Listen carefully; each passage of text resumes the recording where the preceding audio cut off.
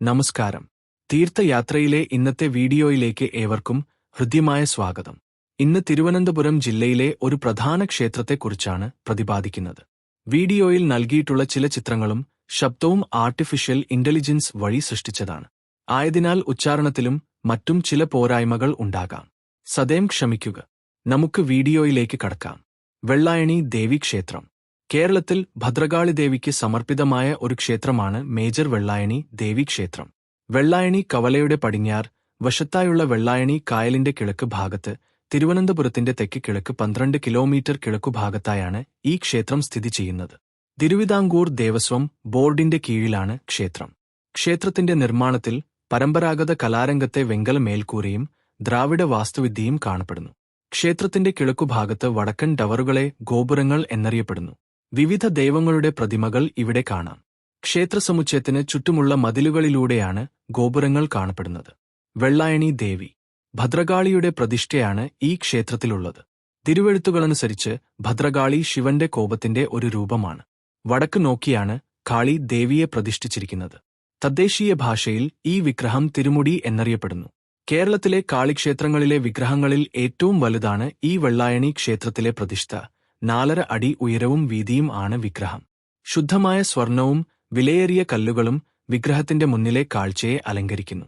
വെള്ളായണി ദേവീക്ഷേത്രത്തിൽ ഉപദേവതകളായി ആരാധിക്കപ്പെടുന്ന മറ്റു ദേവീദേവന്മാർ ശിവൻ, ഗണേശൻ, നാഗരാജൻ എന്നിവരാണ്.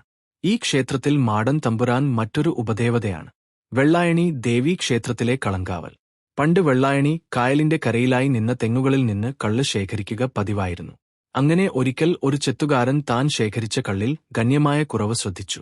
കള്ള് ശേഖരിച്ചുവച്ചിരുന്ന കുടത്തിൽ നിന്നാണ് മോഷണം പോകുന്നതെന്ന് മനസ്സിലാക്കി.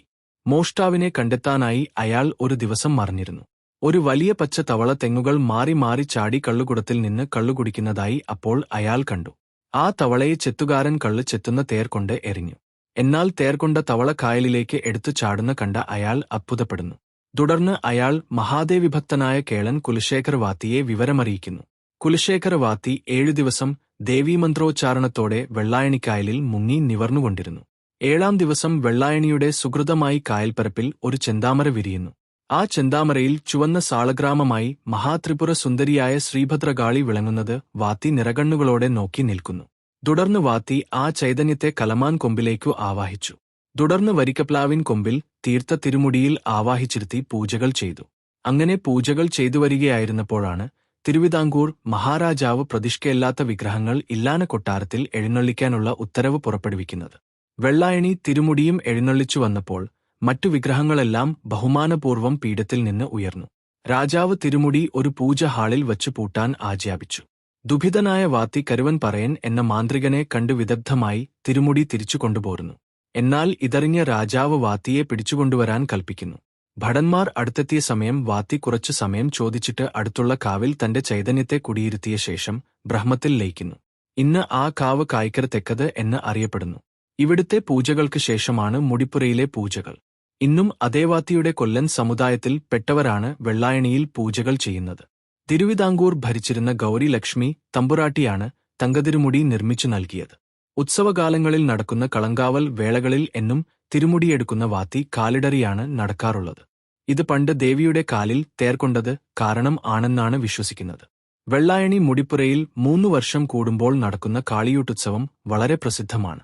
ക്ഷേത്രത്തിന്റെ നേരിട്ടുള്ള ദൃശ്യങ്ങളും മറ്റും ദേവിയുടെ അനുഗ്രഹത്താൽ എപ്പോഴെങ്കിലും നമുക്ക് ഈ ചാനലിലൂടെ അവതരിപ്പിക്കാം. വീഡിയോ ഇഷ്ടപ്പെട്ടുവെങ്കിൽ ഒന്ന് ലൈക്ക് ചെയ്യുക, ഷെയർ ചെയ്യുക, ചാനൽ സബ്സ്ക്രൈബ് ചെയ്യുക. നിങ്ങളുടെ അഭിപ്രായം കമന്റ് ആയിട്ട് അറിയിക്കുക. ഇനിയും ഇതുപോലുള്ള നല്ല നല്ല വീഡിയോകളുമായി വീണ്ടും കാണാം. നന്ദി, നമസ്കാരം, ശുഭദിനം.